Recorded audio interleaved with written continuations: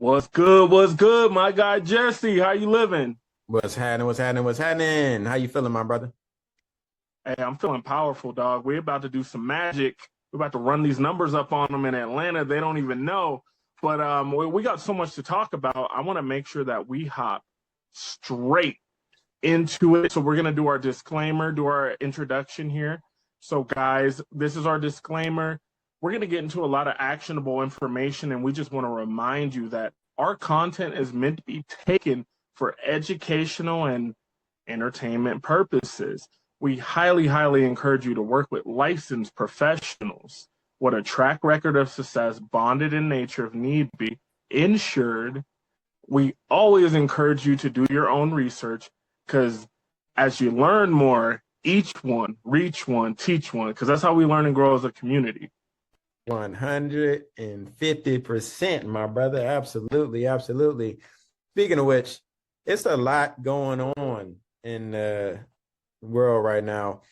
Um, what would you say has been either one of the biggest lessons that you've learned yourself, or one that you have imparted on to one of your clients that uh, you could you could see them immediately like taking root with?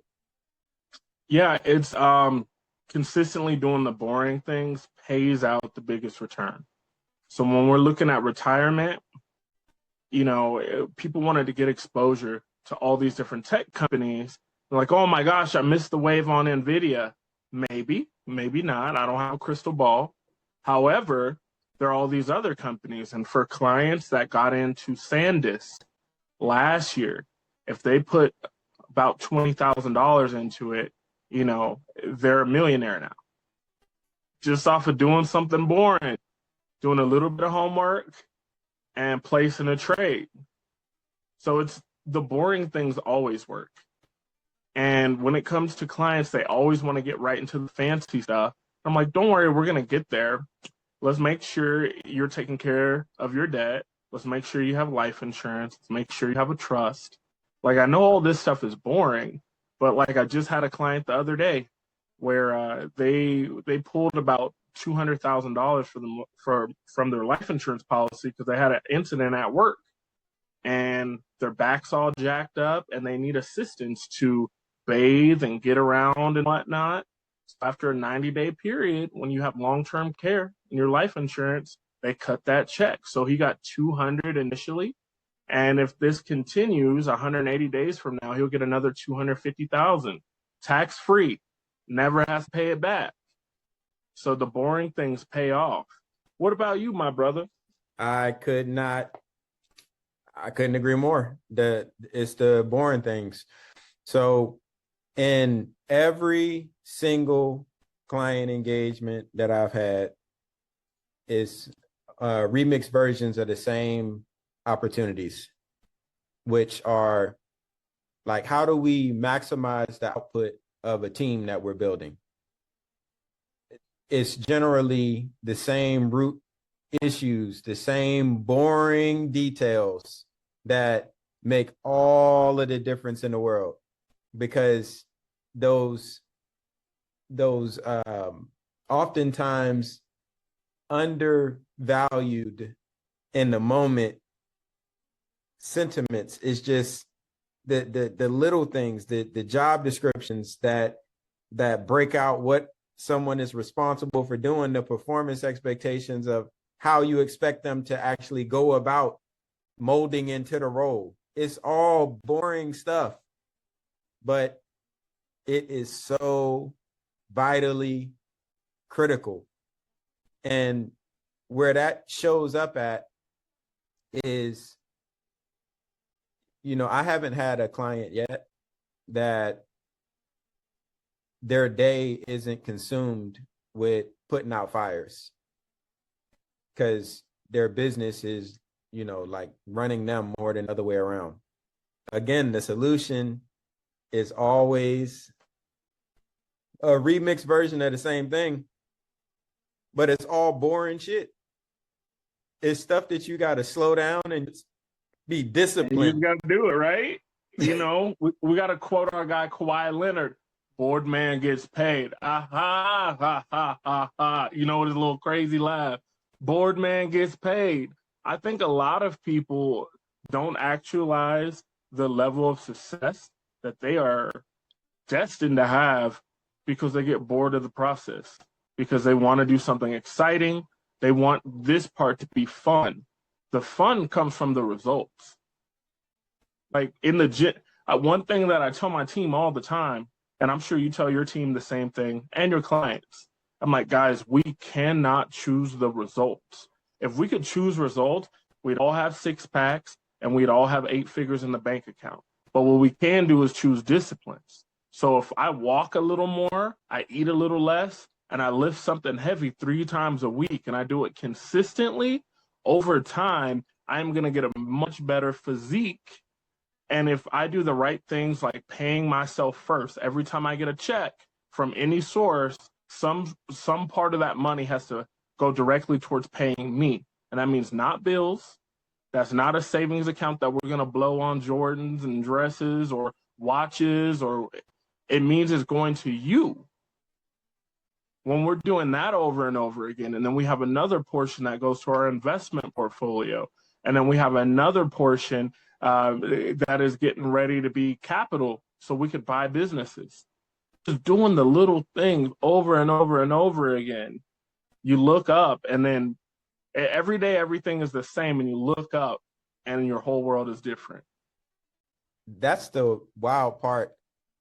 As just speaking personally, as I've been on my own entrepreneurial journey, I recognize that to be fact.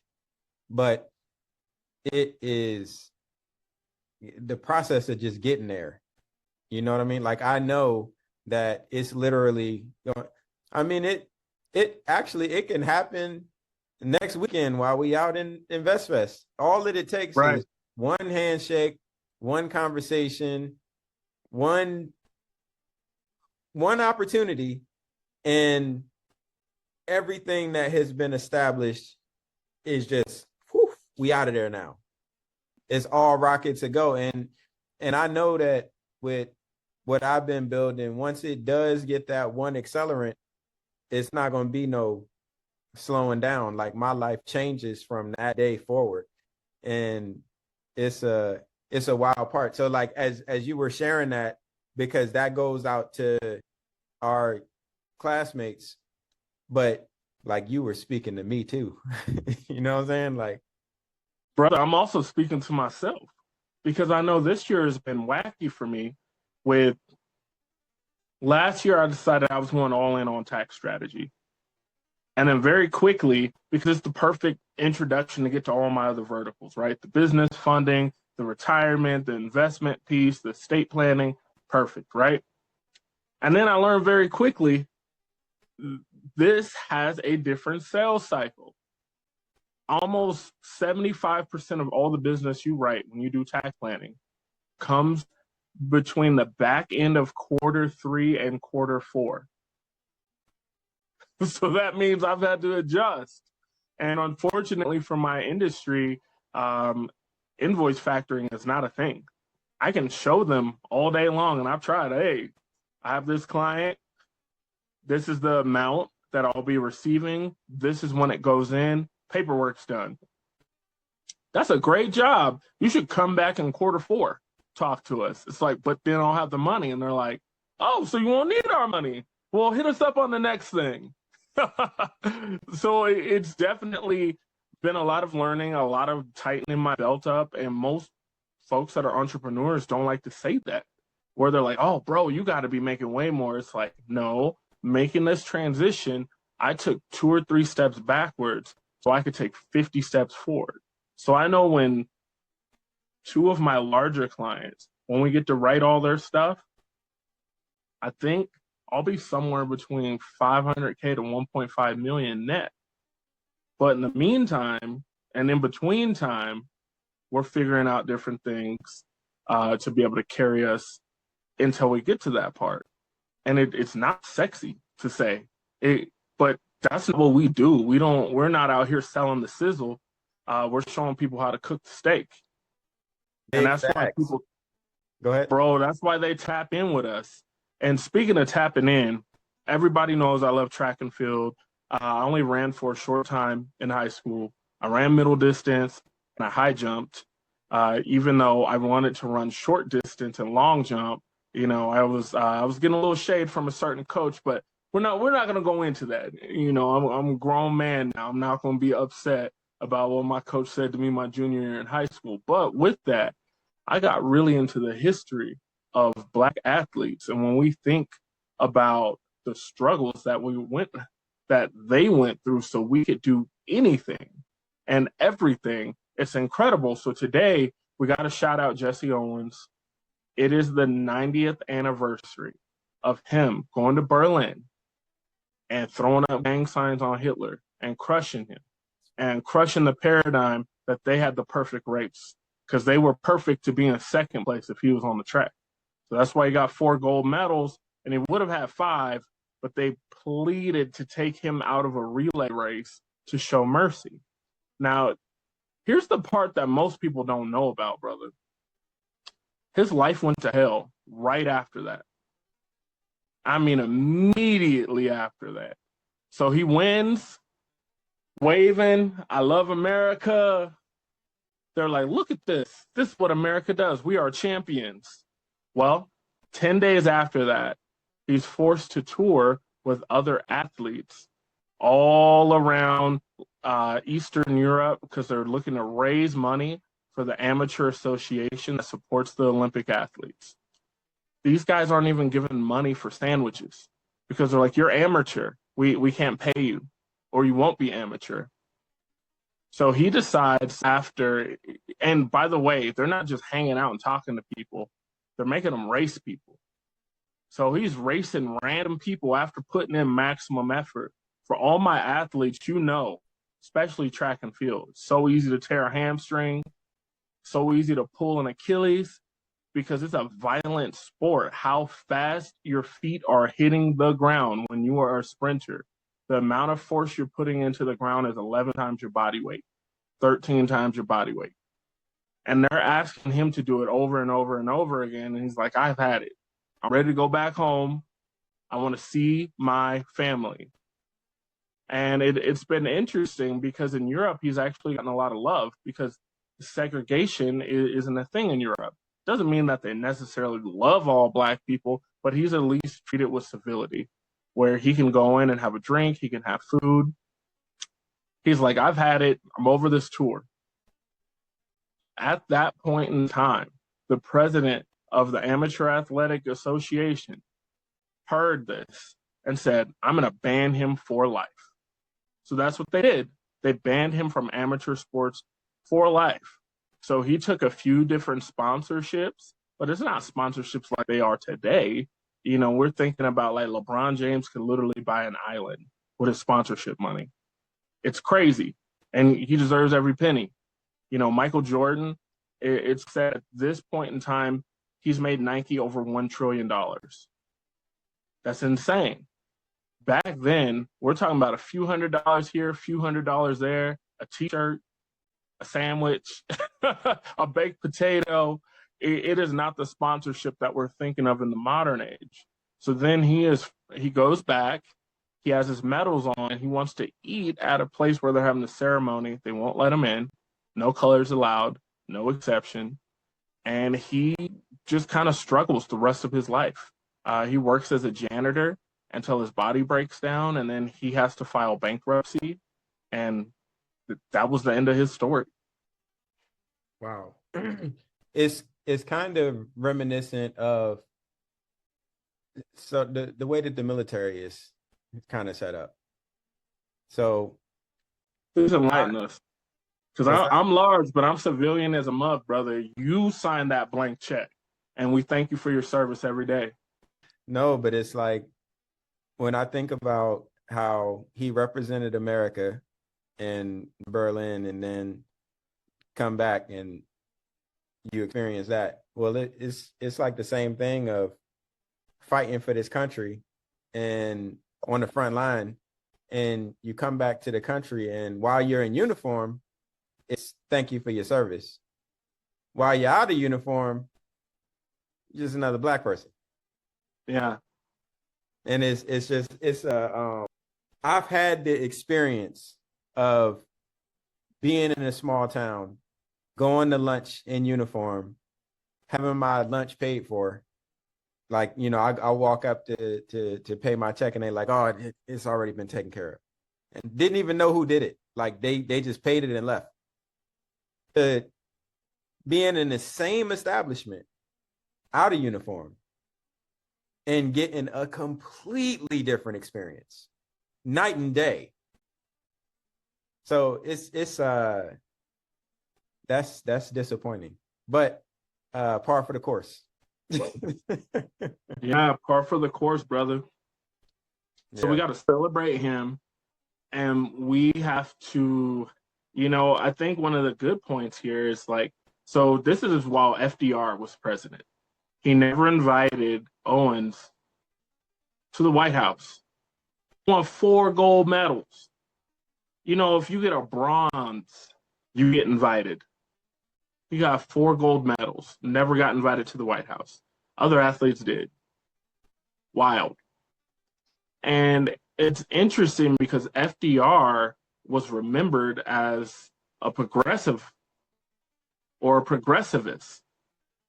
But we saw clearly, how he felt about segregation and how he would side with other people who were segregationists or who were white nationalists at that point in time. So they used my Lincoln man's struggled. gifts. Like, yeah, they are, bruh. That's this nation's history, man. And I have to say it because I know someone watching this is going to be like, wow, that's crazy. Because FDR and Teddy Roosevelt were both considered progressives. One Republican, one Democratic. And both of them did a lot of powerful things for the nation. However, their interactions with Black people and Native Americans were completely different than everyone else. So we always have to have that caveat there in history. I know former President Barack Obama caught a little hell talking about George Washington recently, where he said, I can appreciate, some of the moral standards he had, what he did for his troops, how he made it a 2-term limit. He's like, that's sensational.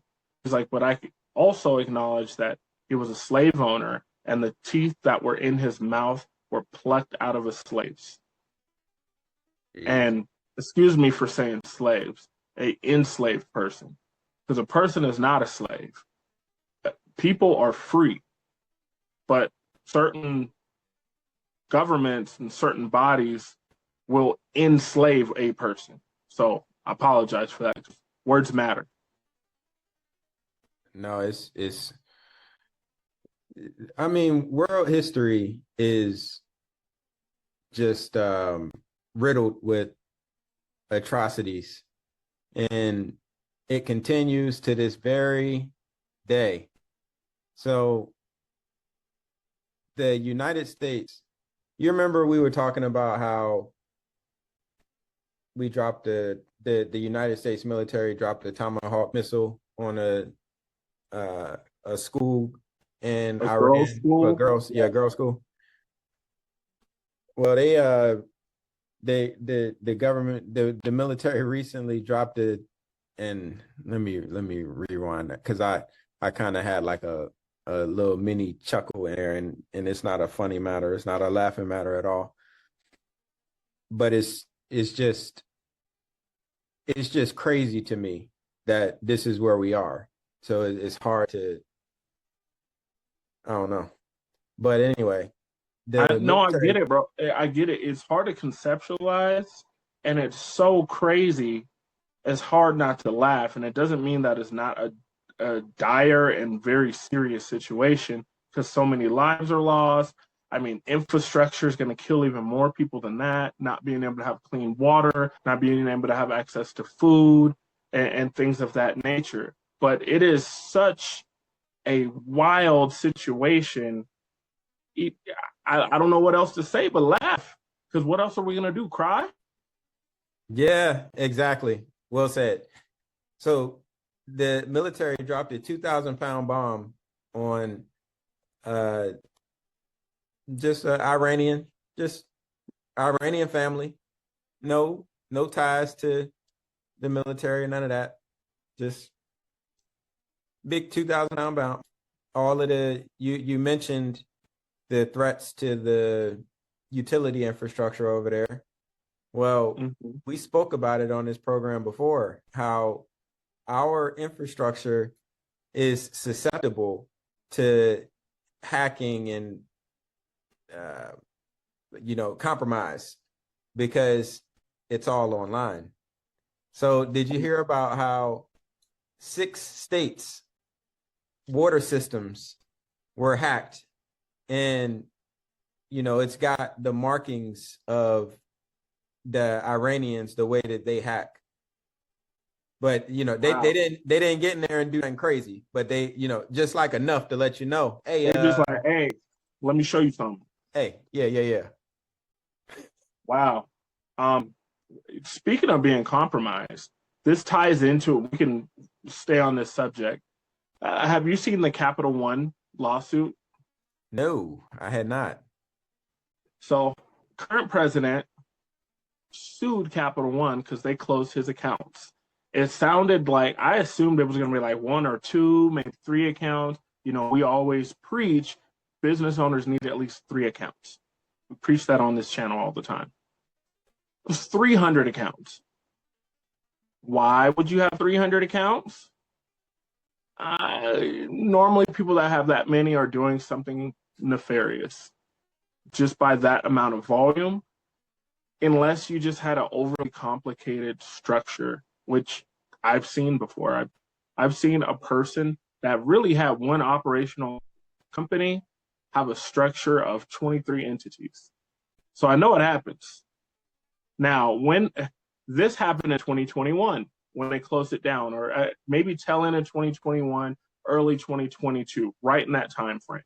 So he decides he's going to sue them. They they release all the research that they've done, and it shows they closed it because money laundering was happening, and they showed all these different accounts tied to Russians that were laundering money through real estate and many other means and using these accounts to do that. Surprise, surprise. Surprise, surprise. That's You the know, part. So it's like living in the twilight zone these days because the that are happening, well, that just happened with, they called Anthony Fauci in and made a whole spectacle of it. Now, personally, I never got vaccinated, and I thought a lot of it was, kind of, it was interesting how all of it was playing out in real time. So as I was just watching it all and just using my own functioning brain, I was like, yeah, I'm cool on the vaccine. So I'm saying that to say that I don't agree with everything that happened during COVID and the government's response to it. But the way that the some of the senators are trying to make Fauci look like some form of criminal, and regardless of what he did, the thing that's interesting to me is the current president has made what, 3 billion? Is it 3 or 6 since he's been in office? I believe in these 2 years, he's made 6.2. So I've seen 3 on some reports and I've seen 6 on others. So I'm right there with you. We know it's somewhere around those numbers, allegedly, reportedly. If this is just Capital One that turned him in, how many other institutions might there be something happening there? But go ahead, please. these billions, and it's like the people that support the current president are in outrage over Anthony Fauci, and like have absolutely nothing to say about three. And if the median individual in America was doing exceptionally well, that wouldn't be such a big deal. If the wealth gap wasn't as insane as it is, that wouldn't be that big of a deal. This is the world that we live in. This is the United States that we live in. And I'm not here to harp on it because I don't lose no sleep over it, but it's just interesting to see the psychology behind people that manufacture their outrage. And it's like, bro, are you looking at the whole bit? Do you see what's going on? Well, more so than just looking at the wealth increase, it's how that wealth came about. $1 billion came directly from ripping people off because he did a rug pull, allegedly did a rug pull. Don't sue me. Allegedly did a rug pull with Trump coin and with Melania coin. So to break that down, what a rug pull is, when you create a new coin or a token, the only difference is if they're going to have their own cryptocurrency ledger base, or are you building it on top of something existing? If you're building it on top of something existing, then it's going to be a token. If you're building it on something completely new, then that's where you have a coin. So when these coins and these communities are being made around the coin, they're always centered around something, to do something. So this was supposed to be for his insiders. This was supposed to be for his true patriots. They're supposed to get all these extra benefits. And he's saying he wants to make everyone wealthy. So buy in while it's low, and they're just going to keep building it and building it and building it, and everyone's going to get wealthy. Before there's basically an initial public offering, they get to set up their tokenomics. What are tokenomics? That's the governance of how many coins there are. So if the coins are going to go backwards, like Bitcoin, where we have less and less of a supply every 4 years, because that's how long a Bitcoin cycle is, and they're getting burned. Okay. Or is it going to be like how Ethereum was, where it's this gigantic, vast amount of tokens, and it makes it really, really hard to push that price up because there's over a quadrillion of them, and they start doing token burns, they start doing all this stuff. But here's the main thing, so I don't get in the weeds. Let's say I want to start off a coin, and let's just call it Scam People Coin. When I set up the governance, I get to decide how much myself and the team keeps of the coin when it's 0.003 cents. Okay? So we're all buying in, boom. Everybody who's down with me, they're getting a buy-in at that price, and they're getting tens of thousands or millions of the coin. Then we do a big campaign. We get some celebrities behind it. We get some streamers. Everyone's like, this is the next thing smoking. Bunch of people come put their money in. This is my liquidity event. Just like we talked about here on this very channel, how Elon used everyone's 401ks for his liquidity event. And since then, we've seen Tesla and SpaceX drop 50%. He's already got his money out. So once I do this and you guys buy in, I decide I'm selling almost all of my shares, and I completely crash the market. Now you bought in and you put 20 or 30 grand in. Now your 20 or 30 grand is worth about $300. That's exactly how it seems they made all of their money through a rug pull, and did it 2 times in a row. This was right after the Haktua girl did it. The SEC didn't do anything to her, so they set this coin up real quick, got in, got out. That's $1 billion. The other $5-ish billion comes from trading and insider information. Jesse, if you had to guess how many trades you think all of the presidents have done before our current president, like we added it all up to 250 years of president, how many trades do you think they did while they're in the White House? If you just had to throw out a number, Goose egg, 0. That would be my guess. well, that's not bad.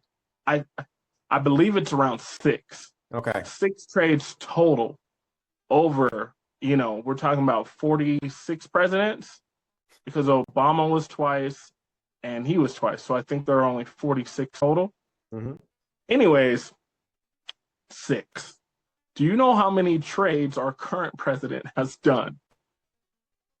It's been like 23,000 or something like that. I know it's been an ungodly over amount. 6,000 trades Okay, in the last 2 years. I knew it was a lot. Go ahead. And he has put up an offer that costs $100,000 per month, where he's going to release information to others before it's released to the press. That's his Truth Social thing, right? So that means you could get either on something like, I don't even want to say it because I don't promote gambling, but you could get on one of those sites that lets you gamble on anything, and you could say, hey, I'm going to put $20,000 that this super random event's going to happen. And there's enough float in the market where they could take that bet, and then the random thing happens, boom. Well, it's not random because you knew about it before time. That's just like our current president's speechwriter has made over $100,000. That's literally exactly what I was getting ready to ask you. Have you heard about that? $100,000 for betting on the speech that he wrote. So it is, these times we're smiling just because it's so crazy. But, one thing that I've seen my whole life is that African nations and Latin American nations have always been called corrupt. I've spent plenty of time in Mexico. Oh, the police are so corrupt, this and that. You have to bribe them. The way I look at it, they're so underpaid. That's just kind of that's the tourist tax. So as soon as you come in to like Puerto Penasco, which is northern Mexico, as soon as you come across that border, you're getting pulled over. I don't care if you're going 10 miles an hour. You're getting pulled over for speeding. And then you're about to give them, about $50. And then they're like, hey, stay safe. And that's what it is, $50 per car. Okay, I understand that level of corruption. Should it be better? Yes. But is it to this level where we have people making billions of dollars off of information where basically the nation's secrets are up for sale? That's a wild time. And if you've been doing things that are illegal, your chances of getting pardoned are really, really high. So we've seen. The president has said that he is going to pardon anyone anywhere between 20 to 200 feet with perimeter of the White House. Like if you close to the administration, you're getting a pardon. Like this shit is nuts. It's absolutely nuts. And the wild part about it is ain't shit gonna happen. Like we ain't gonna do nothing about it as the American people. We not gonna hold our elected officials accountable for not holding him accountable. We ain't gonna do a damn thing. It's all gonna keep on happening. That's the wild part. Man, there's a part of me that thinks 2 years from now, assuming, this guy's in the White House that long, that we could see something similar to the Nuremberg trials that happened after the Third Reich. The reason that I'm saying that is because the amount of people that are affected in a negative manner and the amount of people that I'm seeing jump ships. I saw someone that was on my socials that had the president's name tattooed on them. They went and got it removed. And they're like, he doesn't stand for my values and this and this and that. And I saw some people saying, this is a big step for you. This is also, no, it's not a big step for me. I've always been about it. It's like, no, you haven't. You haven't. You have to take accountability for being wrong. Okay. You can't just switch up. And first of all, let me say, anyone is capable of changing their mind when presented with new or different information, or they process the information that was already there from a different vantage point. Anyone can change their mind. But that doesn't mean there's not accountability for your influence and for the impact that you have. It's like that old saying, no snowflake ever feels guilty in an avalanche. You think enough people in this country would care enough for that scale of accountability to be possible? Unfortunately, I believe something worse has to happen, where it has to be like a chaotic calamity. And then with that thing happening, folks snap and just, we're Americans. And it's going to be like post 9/11, where we saw so many people band together and say, we are Americans. And I think that point of time, I experienced the least amount of racism I ever have in my whole life was right after 9/11. And I felt for any of my Arabic looking brothers and sisters, for anyone that was even, they could have been a Shiite, they could have been a Sunni, they could have been so many other, there are so many different ethnic backgrounds, there's so many different spiritualities. And then people just like, oh, turban, terrorist. So it's really unfortunate that I saw social pressure released from me because it was getting placed unfairly on someone else. From your perspective, which is more likely, Nuremberg trials or a civil war? Golly. I'm going to be an optimistic guy and say Nuremberg trials. Just because even right now, like I travel to Texas so often. So my news feed is very, very Texas. I get a lot of Texas, a lot of North Carolina.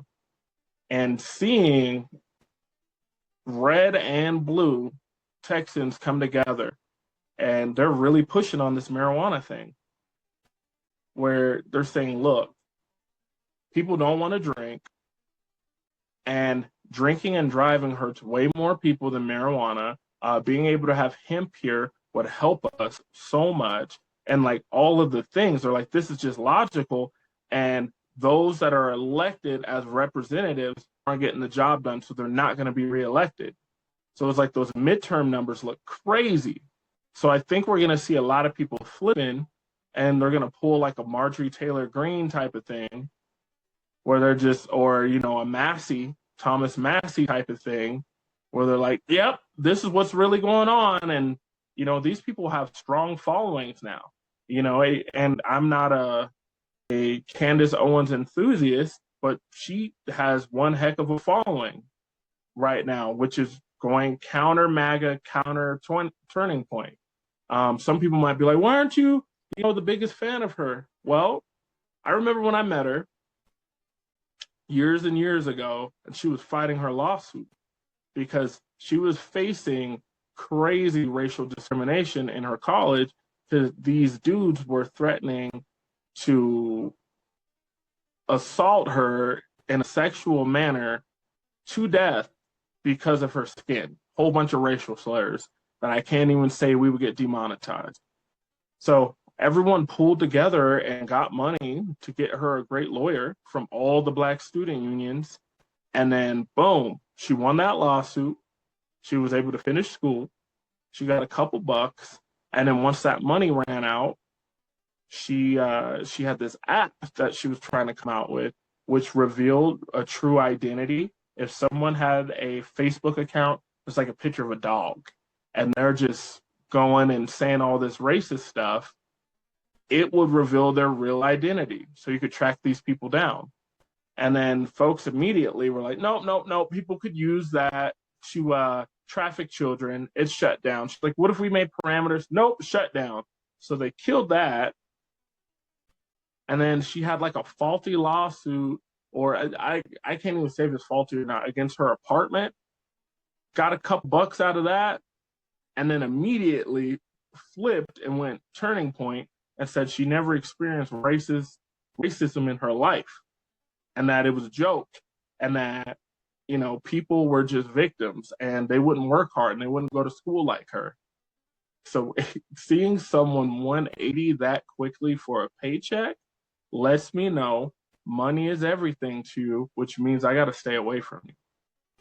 That's major, y'all. If somebody says they'll do anything for money, stay away from that person, because for the right price, they'll do you wrong too. Their loyalty is for sale. No, golly. Yeah, man. I don't know. So going back to the Iranian piece, because and the compromise that we spoke about it before. The hacking has happened now. What happens in the United States when utility grids get cut off, misdirected, manipulated, shut down, or what have you? What does that do to our societal fabric? That's when people are in the streets, because your average family is so unprepared. They don't have backup generators. They don't have solar panels. They don't have a way to clean water to make sure that they still have water for their utilities. They don't have backup food. In this economy, there's a lot of people that don't have food. Like, let's just start there. So, I mean, that's where we see people in the streets and things getting crazy. And it's looking, so the threat was that not only were we going to drop, I'm not going to say we, because I'm not including myself in these decisions that are being made on the behalf of us as Americans, but right when the 2,000-pound bomb was getting dropped on a civilian's home, there were great conversations, like big conversations being had about, the same threats, dropping bombs on desalination plants and hitting power plants and utility grids and all of these types of things.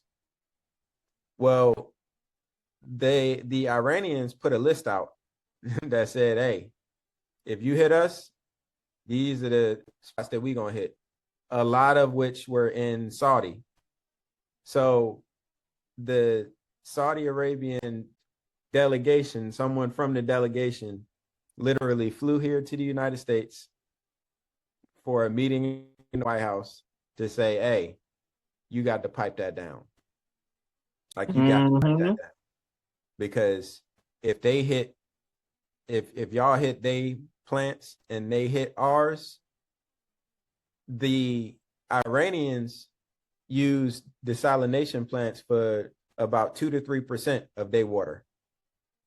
In Saudi, in the UAE, and the other surrounding, like a good portion of they water and resources come from probably over 70%.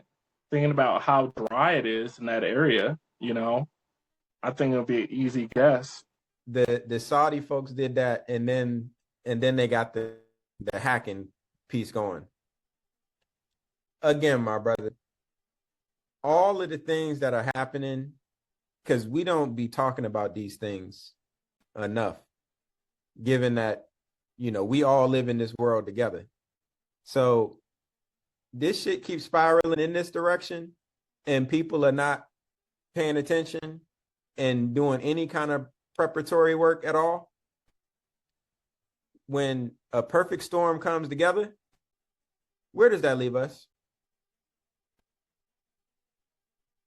That's why I'm glad that we get to have these conversations, so we can really empower people to get ready right now, so they are ready when whatever happens or whatever doesn't happen. Like, I want to reiterate that both of us, pray to the Most High that none of this stuff happens, that magically the conflict ends, Things are smoothed out. We have a healthy economy. The middle class has reemerged. But unfortunately, the data doesn't support that. So that means we have to have the conversations for you all to prepare yourselves as we're preparing ourselves also. So this means looking at a generator. This means looking at plug-in solar, which is very affordable. This means, looking at additional water sources. Maybe it's having a tiny home behind your house or a shed so that you could have more food and you could have more things. Maybe it's an extra source of income for you. So, the person in the tiny home behind your house, they're paying a good portion of your bills. I mean, you just have to start thinking differently to be able to plan for things. And, one of the points that I wanted to talk about today, since the stock market is so uncertain, the Japanese stock market crashed. It's at a 40-year low, 40 years. And a lot of times when I'm talking about taking profits, I've always talked about the Japanese stock market because it crashed over 30 years ago. And it has never met that all-time high again since its crash. So what that means is that when people actually want to make money in Japan, they don't invest in their own stock market because they can't, because it's not sustainable enough. What they do, because they actually do a great job of keeping the streets clean, and they do all these things. If you're sick, you wear a mask so you don't spread it. They have all this social awareness, and with that, they'll buy bonds. They'll buy treasury notes. So when they see stuff's going backwards for their government, they say, hey, us as citizens, let's do what we can. Let's all start buying these treasury notes so we can strengthen things so it just doesn't fall. Over 2 years ago, I was watching this. It's like, you can only buy it for so long because you only have so much money. And it dropped. So the United States bought a few $1 billion of yen because it's at an all-time low and because it strengthens our currency exchange against theirs. And then it can open up trade deals and it can open up all these different things, right? So I bring that up, and normally I bring it up to clients because you have to take profits. You have to have some part of your portfolio where it is safe. Stock market goes to hell. You got to have a portion and solid.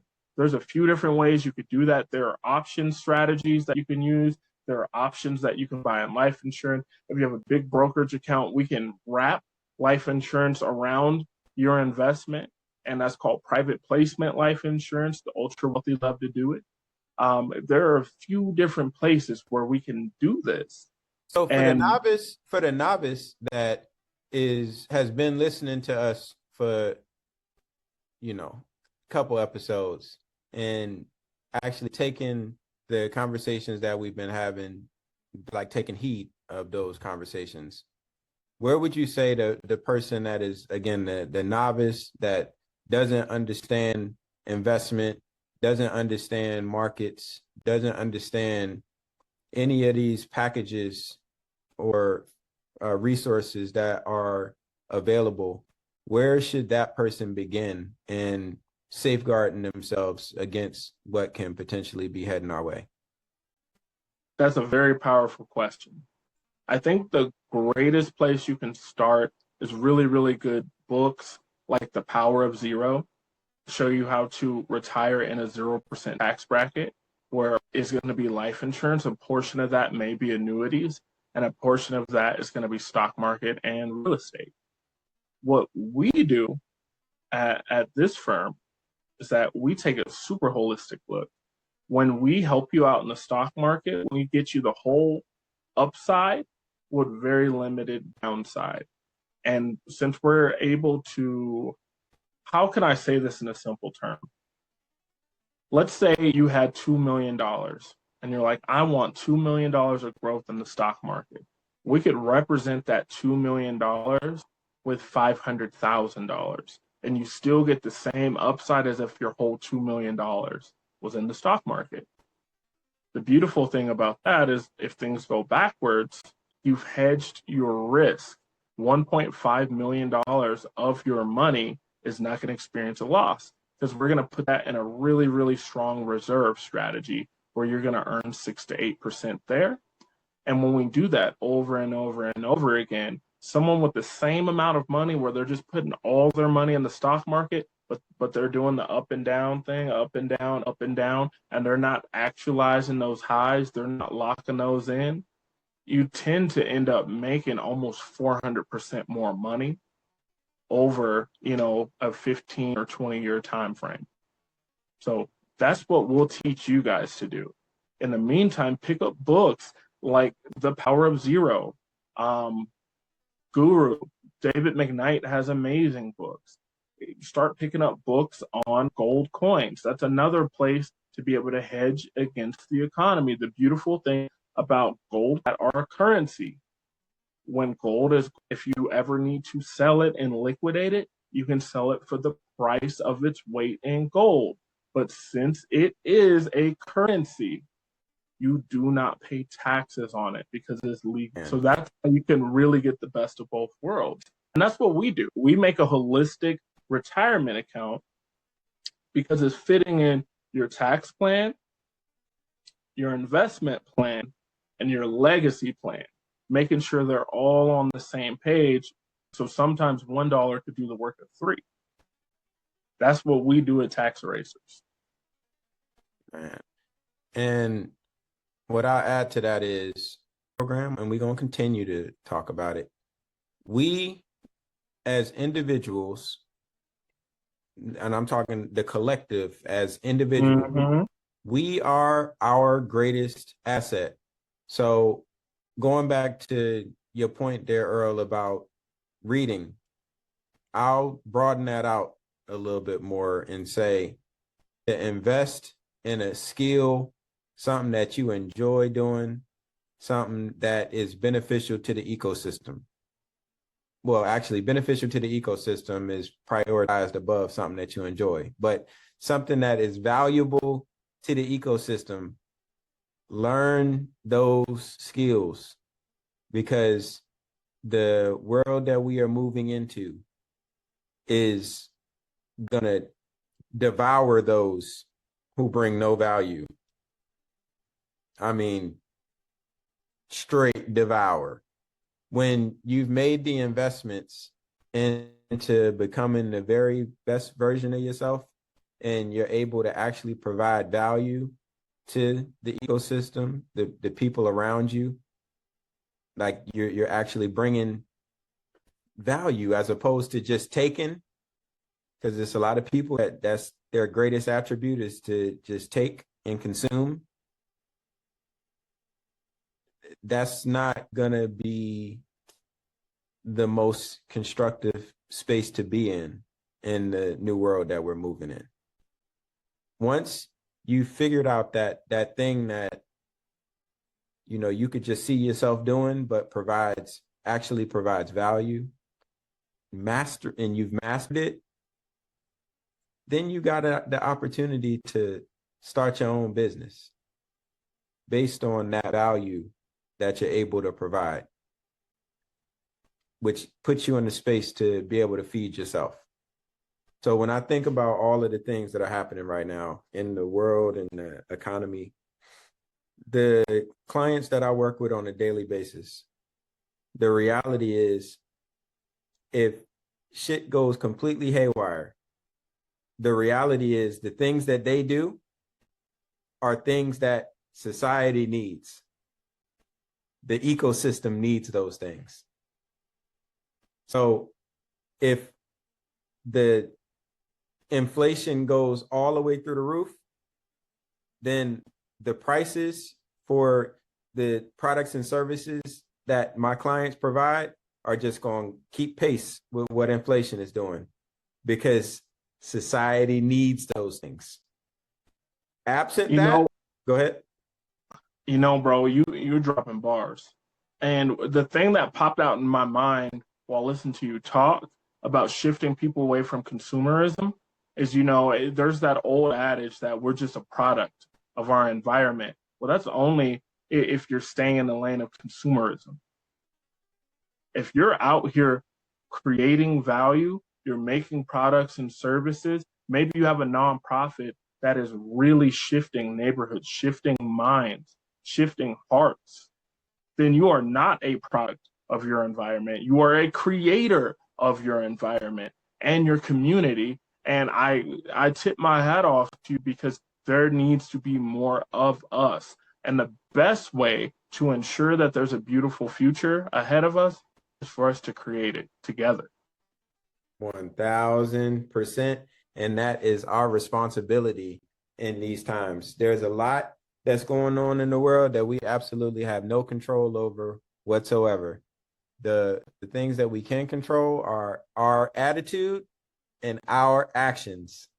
So if you take nothing from what we discuss every week on this program, understand that we are in the times of, if you're not investing in yourself and creating the space for you to be able to move and thrive in the world that's shifting underneath our feet, you be consumed by it.